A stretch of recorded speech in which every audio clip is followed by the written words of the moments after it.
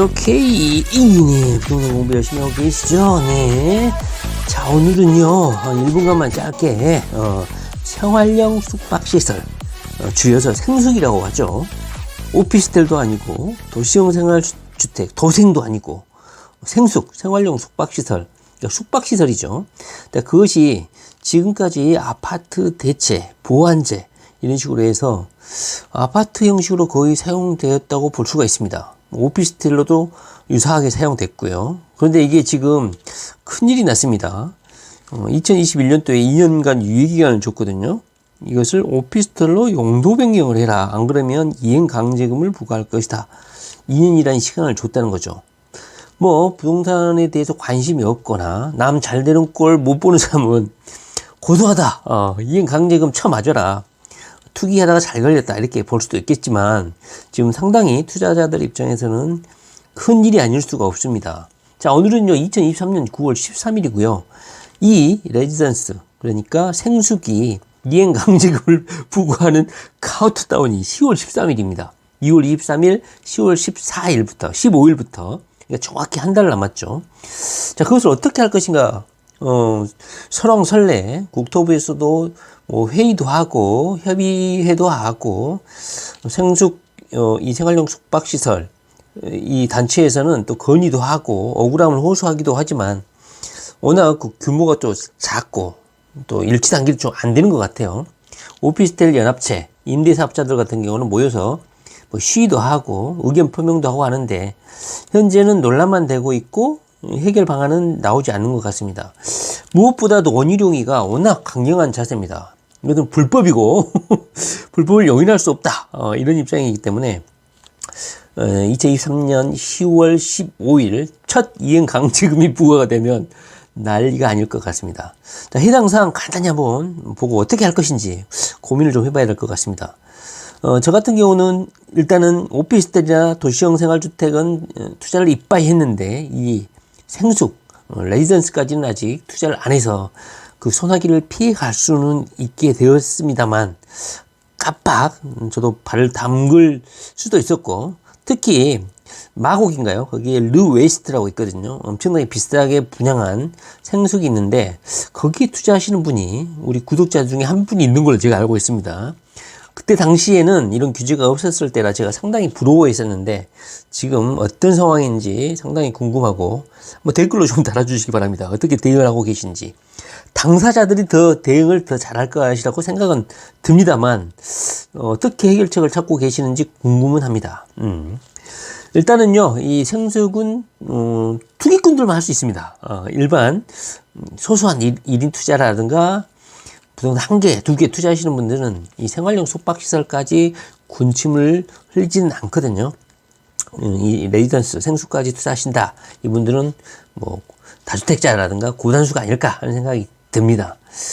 아파트도 안 되고 오피스텔도 안 되고 하니까는 이제 생수까지 이렇게 관심을 돌리신 걸 보면 어느 정도 난이도가 있고 고단수 투자자이신 분들이 관심을 가지고 투자했을 거라 이렇게 생각이 듭니다. 자, 한 달 뒤 벌금 폭탄. 이행강제금을 말하죠. 자, 그런데 2021년에 오피스텔로 이거를 용도 변경을 해주겠다 해가지고 그때 당시에는 워낙 이 자체가 불투명하고 정확하지 않았기 때문에 야, 생숙을 오피스텔로 바꿔준다고 해가지고 저 자체도 오판을 했습니다. 왜냐면 이 생활용 숙박시설 같은 경우는 베란다가 있잖아요. 베란다가 있고 오피스텔은 베란다가 없는 곳이 많고 거의 없다고 보시면 되죠. 워낙 전용 면적이 좁기 때문에 베란다를 안 만드는데 이 생활용 숙박시설은 뭐 베란다가 있기 때문에 만약에 오피스텔로 용도 변경을 하게 되면 경쟁력을 가질 것이다. 일반 오피스텔에 없는 베란다가 있기 때문에 더 인기 있을 것이다 이렇게 생각했는데 실제로 거기에는 많은 장애물이 있었다. 첫째로는요, 일단은 이 생활용 숙박시설은 상업 지구에만 생기기 때문에 오피스텔로 용도 변경을 하려면 일단 용도 지역 변경이 뒤따라야 한다고 합니다. 근데 이 용도 변경이 지방자치정부가 신속하게 해주면 되는데 우영부영 관할 부서임에도 불구하고 잘 해주지 않고 지금까지 질질 끌려왔다. 이제 이런 상황인 것 같아요. 근데 두 번째로는요, 오피스텔로 하려면 주차장을 2배 정도 늘려서 주차 공간을 확보를 해야 되는데, 주차 공간 2배를 확보를 하려면 이미 완공된 이 생숙의 지하 공간을 한 층 더 파 내려가야 되기 때문에 거의 뭐 한 층을 더 만든다, 뭐 재건축 수준이다, 이렇게 볼 정도로 많은 자금이 투하가 되는데, 이것이 뭐 건축주가 한두 명이면 상관이 없지만 이 분양이 이루어져 가지고 소유주가 수백 명이 되는데, 이 사람들이 의견이 합치돼 가지고 지하 공간을 뭐 파 제낄 수 있냐, 재건축을 할 수 있냐, 거의 불가능에 가깝다고 보면 되겠죠. 자, 그렇다면 이제 주거용으로 계속 사용할 때는 수천만 원의 이행강제금을 내야 될 수도 있다는 겁니다. 자, 2023년 10월 15일이죠. 10월 15일부터 용도를 변경하지 않는 채 숙박시설로 등록하지 않는 생활 숙박시설은 이행강제금을 물릴 방침이다. 따라서 두 가지 중에 하나를 선택하면 됩니다. 첫 번째로는 오피스텔로 용도 변경을 하든지, 두 번째로는 숙박시설로 등록을 하면 되는 거야. 둘 중에 하나를 하면 되죠. 여기서 해결 방법은 뭡니까? 손쉬운 숙박시설로 등록을 하면 되는 거라고 저는 생각합니다. 아마 여기에 투자하시는 많은 분들은 숙박시설로 등록을 이미 하지 않았을까? 그렇기 때문에 이렇게 의견 합치가 안 되고 대우 단결해서 정부의 대정부 투쟁을 하지 않는 게 아닌가. 오피스텔 같은 경우는 아우성을 지르잖아요. 근데 생활용 숙박시설 투자하시는 분들은 크게 혼란이 없고 목소리도 크지 않다. 왜 그럴까? 아마 숙박시설로 이미 등록을 했기 때문에 그러지 않을까 하는 생각이 듭니다. 일단은 생활용 숙박시설은 뭐 표로 보시면 아시겠지만 일단 주택수에 포함도 안 되고 전매 제한 규정도 없고 하기 때문에 부동산 폭등기죠. 문재인 정부 시절에 아파트, 오피스텔 대체 투자제로 엄청난 인기를 끌었습니다. 여기까지 공부를 한다, 투자에 손길을 미친다 하시는 분들은 다주택자라든가 투기꾼, 투기 장인 장모님들, 이 정도 돼야 생수에 투자를 하죠. 그래서 오늘 뭐 이렇게 공부를 하는 것도 많은 분들이 나는 투자도 꼭 하지도 않았고 관심도 없는데 굳이 볼 필요가 있냐 이렇게 생각하시는 분들도 있을 텐데, 앞으로 생수기 또 다크호스가 될 수가 있습니다. 블루칩이 될 수도 있습니다. 어느 순간 갑자기 제도 정비가 완비가 되면요. 자, 2021년도에 오피스텔로 용도 변경을 하거나 생수구로 등록을 해라 했는데 2년의 계도 기간이 10월 14일 날 끝나게 됩니다. 주차, 그 다음에 복도폭 넓혀야 되는 조건이 있는데 이것은 원천적으로 불가능하다. 주차장이야 뭐 늘릴 수는 있겠죠. 소유자들이 뭐 회의를 통해 가지고 돈 좀 더 걷어 가지고 지하 한 층을 더 파 내려간다든가 아니면 어떤 공간을 매입을 할 수는 있겠지만 이것도 쉬운 일이 아니죠. 여기에 뭐 룸 한 채 구입하신 분들이 돈이 많은 분들이 아닐 거라고 저는 생각합니다. 부동산 폭등기에 돈 한번 벌어볼까 하면서 분양업체 광고 믿고 들어오신 분들도 상당할 거라고 저는 생각하거든요. 자, 이행강제금은 약 10% 정도를 부과를 한다고 합니다. 시세가 아니고 과세 시가 표준액의 10%입니다. 예를 들면 시가 표준액이 1억 7천만 원이다. 보통 뭐 룸 하나면 뭐 1억 2억짜리도 있을 거고 80제곱미터 같은 경우는 뭐 7, 8억 정도 하는 것도 있죠. 입지에 따라서는. 그래서 시가 표준액에 따라서 뭐 1,000만 원에서 막 1억 가까이 이행강제금을 연 단위로, 그것도 연 단위입니다. 1년에 이 정도를 부과받게 됩니다. 부과받고도 만약에 임대 수익이 나면 해볼 가치가 있겠지만 고만고만한 투자자들 입장에서는 엄청난 아마 현재 공포감에 시달려 있지 않을까 하는 생각이 듭니다. 뭐 숙박업소로 등록을 해버리고 현재 뭐 외국인이라든가 단기 임대차라든가 이걸 두시는 분들은 아마 큰 걱정이 없을 수도 있습니다. 쓸데없는 기우일 수도 있다 이거죠. 자, 그렇다면은 만약에 생독 투자하시는 분들 현재 어떻게 대응하고 계시는지 정말 궁금합니다. 답변 좀 한번 해주세요. 제가 만약에 레지던스 생활용 숙박시설 투자자다. 그렇다면 정말 잠을 못 잘 것 같아요.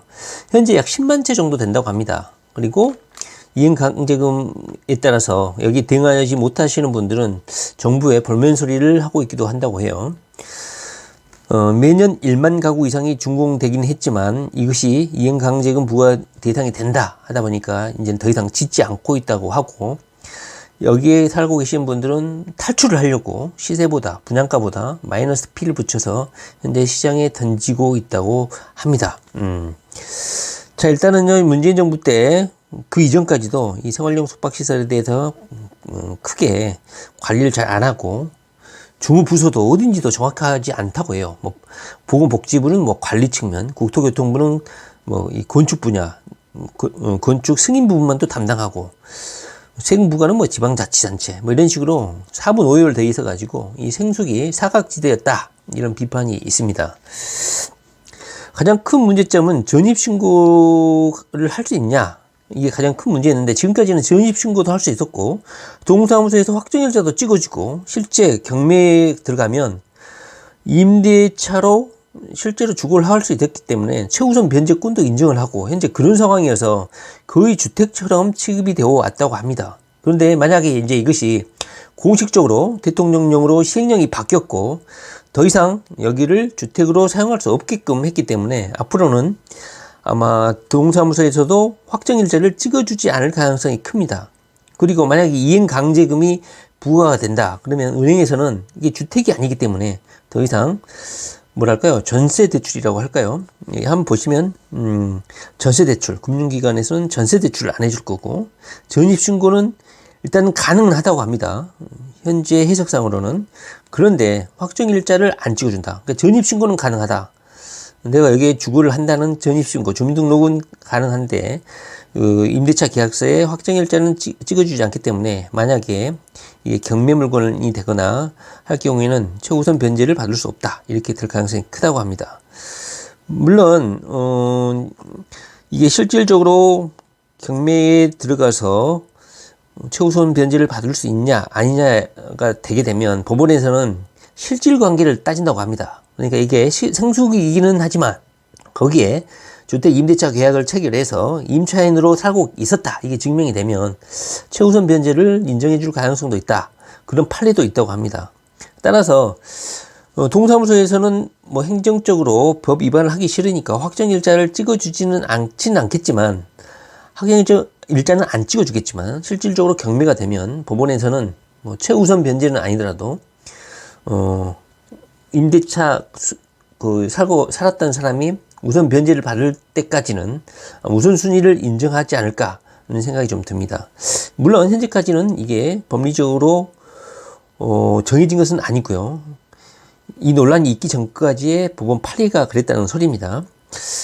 만약에 이행강제금이 부과가 된다 그러면 기존에 여기에서 소유를 하고 주거로 사용하고 계신 분, 소유자들이라든가 여기에 주택으로 전제하고 대출을 받았던 분들은 금융기관에서 전세 대출이라든가 또는 전세자금 대출 또는 주택자금 대출, 이것을 해소할 가능성도 있다, 현재 이렇게 예상을 하고 있습니다.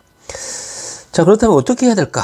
현재 원유령인 같은 경우는 법을 지키는 사람이 손해를 보게 되는 상황이기 때문에 용납을 할 수 없다. 물론 학계에서는 이번에 건축법 시행령 개정안, 그러니까 오피스텔로 변경을 하라, 이런 개정안 시행령이 있기 전에 여기에서 살고 계신 분들은 소급표를 적용하면 안 된다. 신뢰 원칙을 적용해서 신뢰 보호를 해주고, 이 건축법 시행령이 개정한 이후에 새롭게 레지던스 생숙을 만들어서 수분양 받은 사람들만 이 오피스텔 용도 변경, 이 불이익을 받아야 된다. 현재 이렇게 뭐 교수님들이라든가 업계에서는 정부의 요구가 너무 과하다, 이런 비판이 있는 것 같습니다. 다시 말하면 이 건물을 다시 때려서 다시 재건축을 할 수도 없는 노릇이고, 뭐 복도를 넓힌다든가 지하 주차 공간을 뭐 2배로 확대한다든가 이것은 물리적으로 불가능하다. 그리고 2년 안에 어떻게 이것이 가능하냐, 이런 소리가 있다는 것이죠. 그래서 물리적으로 불가능한 것을 현재 정부가 요구하고 있다, 이런 비판이 있다는 것이죠. 자, 결론적으로 어떻게 이 문제를 해결할까? 대법원 판례를 보면 뭐 장기 숙박은 가능하다고 해요. 뭐 1년 이상 숙박을 하는 것이 허용이 되기 때문에 여기에 뭐 임대차 계약을 체결하고 여기서 숙박하는 것은 뭐 큰 문제는 없다. 다만 뭐 대출이라든가 그다음에 경매 시 최우선 변제를 받을 수 있냐 없냐, 이 부분에서만 문제가 있지, 뭐 실질적으로 이것이 주택으로 주거로 사용되고 있다면 법원에서도 기존처럼 우선 변제를 인정할 수는 있겠다, 이런 생각이 듭니다. 다만 금융기관에서 대출을 할 때 주택으로 보지 않고 뭐 사업자 대출로 전환한다든가 이런 방법이 있을 수밖에 없겠죠. 자, 결론적으로 이행 강제금을 부과받지 않으려면 첫 번째, 숙박업소로 용도 변경을 해서 등록을 하면 되는 거고요. 두 번째로는 오피스텔로 용도 변경하는 건데, 두 번째는 불가능한 것이다. 이제 이런 결론인 것 같습니다. 정부가 이 시행령 이전에 분양 대행사, 분양회사들의 광고를 믿고 여기서 수분양 받거나 임대차를 하시는 분들은 적용을 제외하고, 신뢰 원칙상 이 시행령 이후에 경고를 했음에도 이걸 수분양 받은 사람들은 숙박업소로 등록할 걸 전제하고 들어오신 분들이기 때문에 이때부터 적용해라. 이 주장이 가장 합리적인 게 아닌가 하는 생각이 듭니다. 오피스텔처럼 이분들 목소리가 크지 않아서 10월 14일 이후에 어떻게 이것이 전개될지 저로서도 상당히 궁금합니다. 생수계 투자 안 하길 잘했다 이런 생각도 들지만, 한편으로는 지금 마이너스 P로 던지는 분들이 많거든요. 여기를 탈출하려고. 오히려 인력씩 깎아서 매수하는 것도 전략이 아닐까 하는 생각도 해봅니다. 물론 정부에서 어떤 정비를 하겠죠. 제도 정비라든가 이거를 그때 구멍을 삼아서 한번 투자에 나섰으면 오히려 돈을 더 많이 벌 수 있지 않을까, 블루오션이 되지 않을까 하는 생각도 해봅니다. 네, 부동산 공부 열심히 하시기 바랍니다. 네, 감사합니다.